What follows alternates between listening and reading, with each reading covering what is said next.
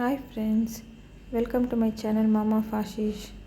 இன்றைக்கி பார்த்திங்கன்னா நம்ம இட்லியில் ஒரு ரெசிபி பார்க்க போகிறோங்க. என்ன ரெசிபின்னு பார்த்திங்கன்னா மசாலா இட்லி. வீட்டில் இருக்க பொருள் தான் நம்ம யூஸ் பண்ண போகிறோம். 5 இட்லி எடுத்துருக்காங்க, கட் பண்ணிட்டு சின்னதாக வச்சுருக்காங்க.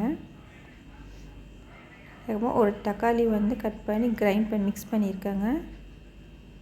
ஒரு வெங்காயம் நீட்டாக கட் பண்ணியிருக்கேன். கொத்தமல்லி கருவேப்பிலை எடுத்துருக்காங்க. Chilli powder 1 spoon, garam masala 1 spoon, தனியா பவுடர் 1 ஸ்பூன் எடுத்துருக்காங்க. அப்புறம் பார்த்திங்கன்னா கடுகும் சீரகமும் ஒரு ஸ்பூன் எடுத்துருக்கேன். எண்ணெய் தேவையான அளவுக்கு எடுத்துருக்காங்க. சரி, ஓகே. நம்ம என்ன பண்ண போகிறோம்னு பார்த்திங்கன்னா கடாயில் 2 ஸ்பூன் ஆயில் போட போகிறோங்க.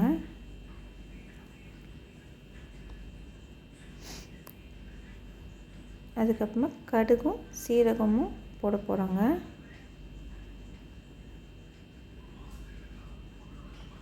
ஸ்லோ ஃப்ளேம்லேயே வச்சு செய்யுங்க, ஏன்னா ஹை ஸ்பீடில் வச்சோன்னா அது கருகிரோங்க.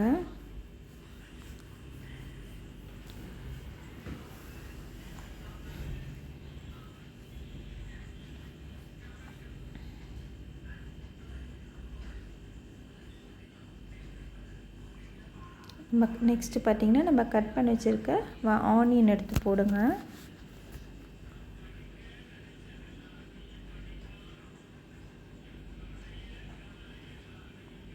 கருவேப்பிலையும் போட்டுருங்க. இது நல்லா ஃப்ரை பண்ணிகிட்டே வாங்க. நீங்கள் ஃப்ரை பண்ண பார்த்திங்கன்னா ப்ரௌனிஷ் கலரில் மாறும். ஸோ உங்களுக்கு சீக்கிரமாக அது ஃப்ரை ஆகணுன்னா கொஞ்சம் சால்ட் ஆட் பண்ணிக்கோங்க. நான் சால்ட் ஆட் பண்ணலை, ஏன்னா ஆல்ரெடி நம்ம இட்லியில் ஆட் பண்ணியிருக்கோனால இதுக்கு சால்ட்டு தேவையில்லைங்க. நீங்கள் செக் பண்ணிக்கோங்க. இட்லியில் உங்களுக்கு ஓகேவாக இருந்தால் நீங்கள் இதில் சால்ட் ஆட் பண்ணாதீங்க. வதக்கிட்டே வாங்க, உங்களுக்கு ப்ரௌனிஷ் கலரில் மாறுங்க.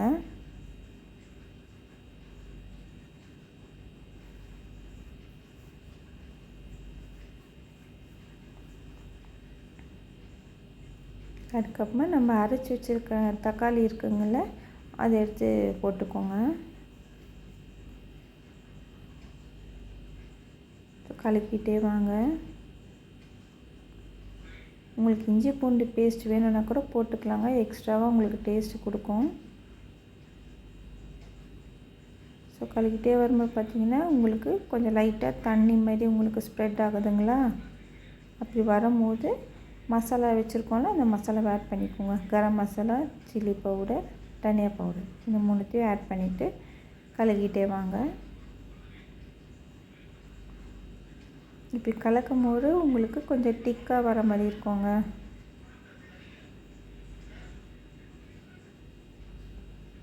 இப்போ திக்காக வரும்போது கொஞ்சம் தண்ணி ஆட் பண்ணிக்கோங்க. ஏன்னா அப்போ தான் கொஞ்சம் லிக்விடாக இருக்குனால உங்களுக்கு இட்லி ஆட் பண்ணும்போது உங்களுக்கு கரெக்டாக மசாலாலாம் எல்லாத்துலேயும் உங்களுக்கு ஸ்ப்ரெட் ஆகும்.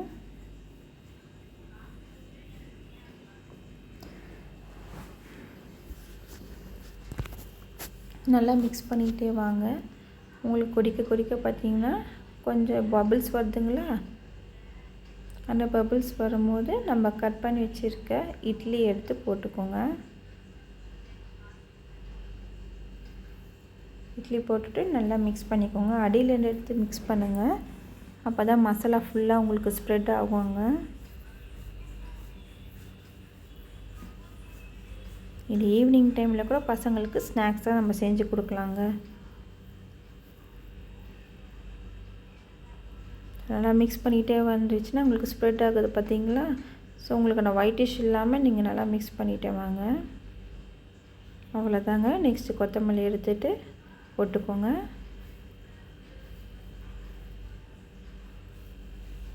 நம்ம ரெசிபி ரெடிங்க, மசாலா இட்லிங்க.